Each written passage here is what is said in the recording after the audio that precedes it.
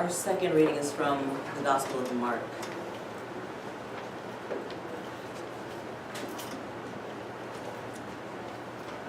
John said to Jesus, "Teacher, we saw someone using your name to expel demons, and we tried to stop it since this person was not part of our group." Jesus said in reply, "Don't try to stop it. No one who performs a miracle using my name can speak ill of me soon thereafter. Anyone who is not against us is with us. The truth is, anyone who gives you a cup of water in my name, because you belong to the Messiah, will certainly not go without reward. Rather than make one of these little ones who believe in me stumble, it would be better to be thrown into the sea with a large millstone hung around your neck. If your hand causes you to sin, cut it off.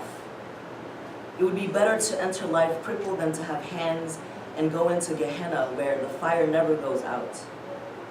If your foot causes you to sin, cut it off. It is better to enter life crippled than to have 2 feet and be thrown into Gehenna. And if your eye causes you to sin, pluck it out. It would be better to enter the kingdom of God with 1 eye than to have 2 eyes and be drawn into Gehenna, where the worm never dies and the fire never goes out. Everyone will be salted with fire. Salt is good, but if salt loses its flavor, how can you make it salty again? Have salt in yourselves and live in peace with one another." May God add a blessing to the hearing of this word.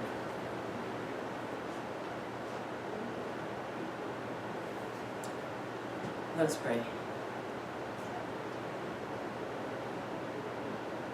Here we are, Lord, your people, your faithful people, your humble people, your people here looking for your word, that we might be able to embody it and live it out in the different places in which we experience life. We ask that the words of my mouth and the meditation of our hearts be acceptable to you, O God, our rock and our redeemer. Amen.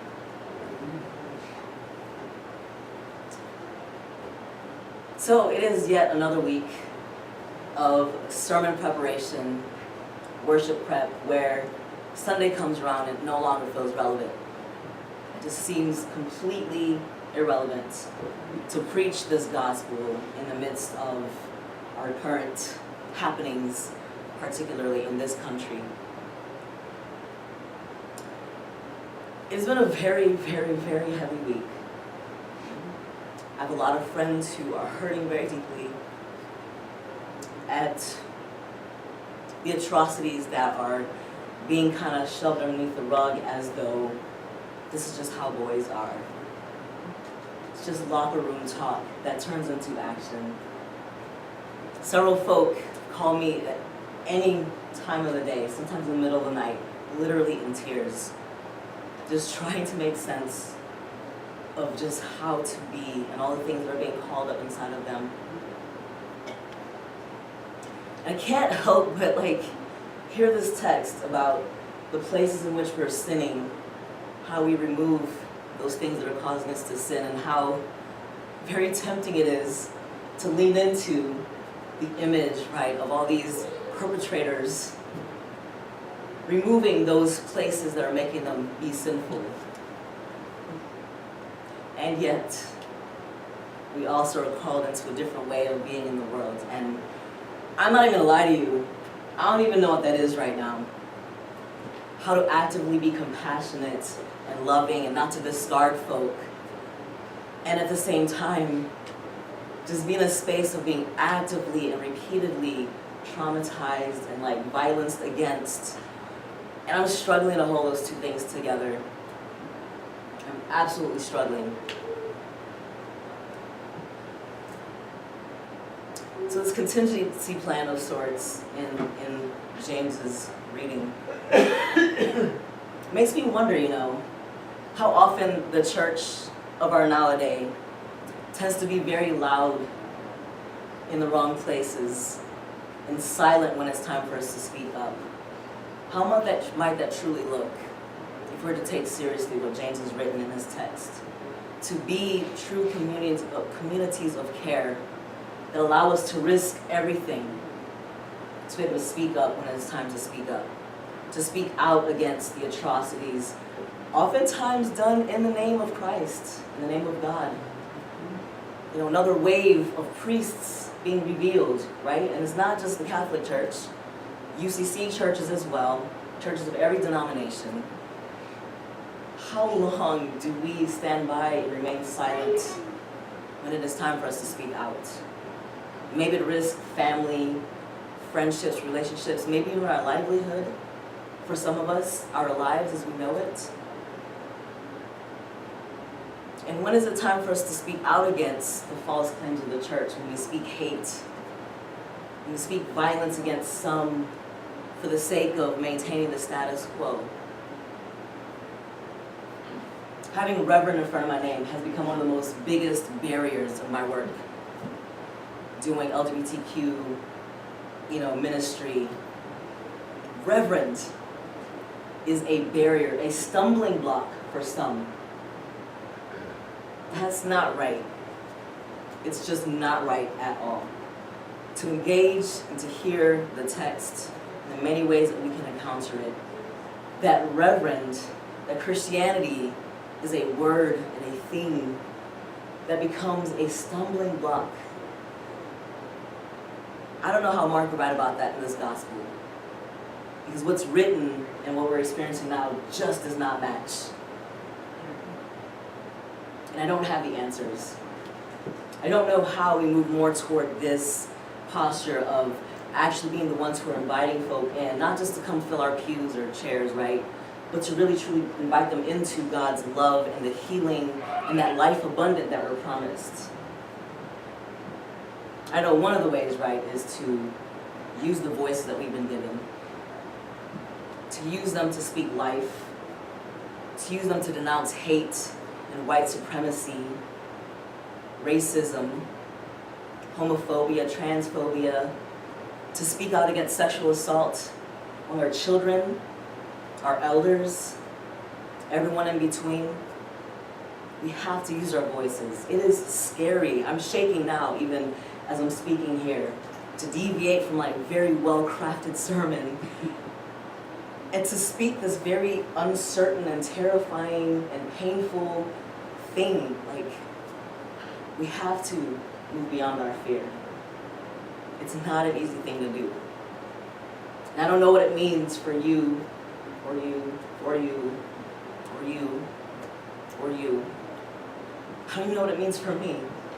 But I do know that it is way time enough. The hurt runs so very deeply, and people are acting out in ways that perpetuate the hurt and the violence. And we have to disrupt that.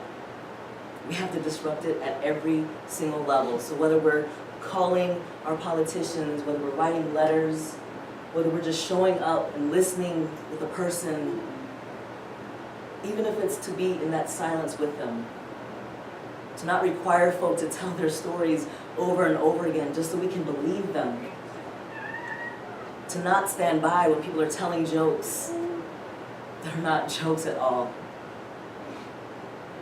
to risk our anything and everything to disrupt these patterns of violence on every single level. I don't know of any system in this country that is not marked by violence. Not one.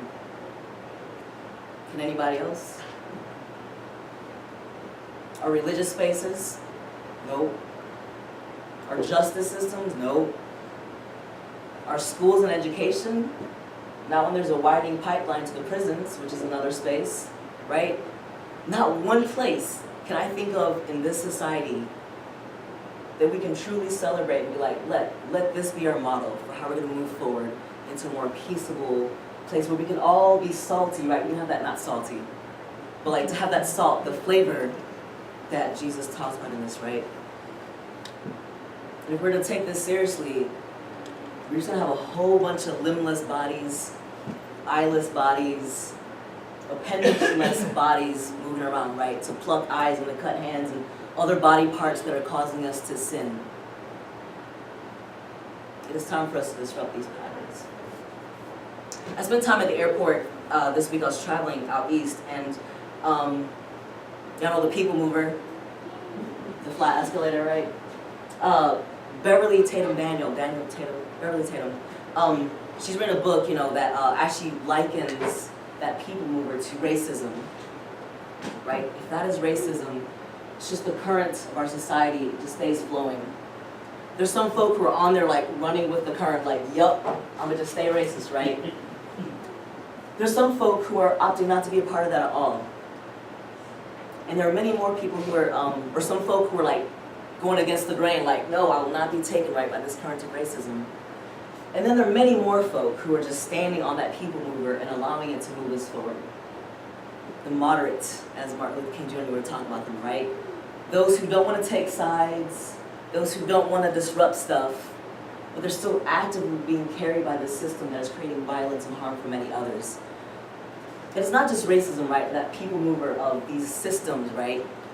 Sexual assault, gender-based violence, education, imprisonment, justice, in quotations, right? We have to be those who are actively moving against that to get off of that movement of our culture, all of our systems that are not right. And then many more of us needing to dream about alternatives. Okay, if not a people mover, then what? And all of us have work to do. Some of us are like in that, not by choice. We've inherited our positions in the middle of that people mover. What are you gonna do? Some of us have never really truly been invited in that, right? What are we gonna do? Some of us have tools to dismantle it. What are we gonna do? Some of us are called to dream in new active possibilities. What will we do? And my hope is that we're going to listen to the call and truly respond, here I am, Lord. It is a very vulnerable and scary place to be, and I think we need more vulnerable folk willing to face that fear and give ourselves to God to bring about the harmonious and abundant life that is desired for all of us, regardless of our identities. That's all I've got. A lot of questions, a lot of hopes, a lot of wishes for a new reality for all of us. And certainly petitioning God for the courage it takes to use our voices even if they shake. Amen.